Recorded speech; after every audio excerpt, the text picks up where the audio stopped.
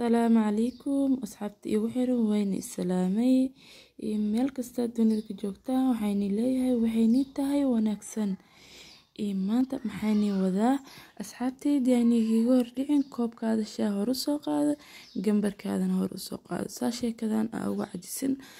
dhamaadka ilaa bilowga ilaa dhamaadka koobkaada shaah la dhameysid waxaan rajeynaa in adki kala aad ka heshaan waxay fikradda dhinaca commentiga nooga reeb maxaa keena maanta furiinka ayaan kasoo hadlaynaa maxaa sababa mise maxaa keena furiinka dhawaanahan aad ayuu ugu tiro batay furiinka waxaa la isweydiinayaa su'aashadan maxaa keenay furiinka inkasta oo su'aashan ugu jawaabayo qof kasta si haddana lagu kala duwan yahay waxa keenay furiinka markaas si fiican u eegtid nolosha bini'aadanka waxa ku muhiimsan wax ugu muhiimsan waa guurka sidaas darteed ayaa dadkay badankiisu arkaan furiinka inay tahay guul darro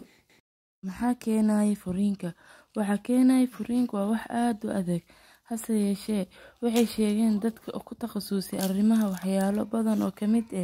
sida dhaqaale xumada in la kala fogaado dabeecadoo lagu kala duwanaado balwad dhaqankii oo lagu kala duwanaado oo la isku kala heli waayo fargelin ku timaada lamaanaha dhan kastaba ahaatee diintii oo lagu kala duwanaado inta 8 qodob waaye 8daas qodob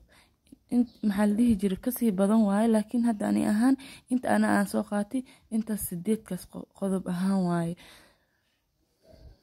balwada aad ayaa u nacbahay inkastoo aad ay u badan yihiin wax sabab burburka qoyska haddana wax ka soo qaatay yani ahaan ugu muhiimsan aan isdhahay badana ayay ka yimaadi mowduucan oo dad fara badan ama dood fara badan dhaliyay haddana dadkii ku nool dunida aan joogno ayaa waxay ku eedeeyeen rag iyo dumarba midba kale inuu asaga ku timaado in la kala tago hase yeeshee furiinka dadka Soomaaliyeed ayaa salka ku haya 3 arrimood oo moodid in ay kashan kala taga aan hal lahayn saddex arrimood waxay yihiin dhibaato dhaqaale balwad iyo dhaqanka iyo diinta oo lagu kala fahmo waa labada qof iyo dabeecadooda iskeenaysa furiinka ka dhaca Afrika ayaa sababa in oo maxal dhijir dhaqaale darro darteed halka kuwa ka dhaca America iyo Yurub ay sababaan saddexda aan kor ku soo sheegay tusaale Soomaalida ku nool qurbaha waxa oo kala tagooda sababa markasta dhaqanka oo ka doorsama iyagoo ka taga micnaha dhaqankeena suuban dhibaato dhaqaale balwad ugu dambeyn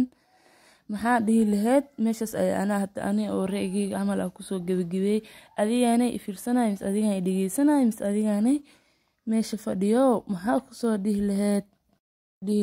dhinaca commentiga haddaba soo qor wixii oo adi oo ahaan fikradaada way noo muhiim asxaabta waxaan leeyahay sidaas iyo nabad geliyo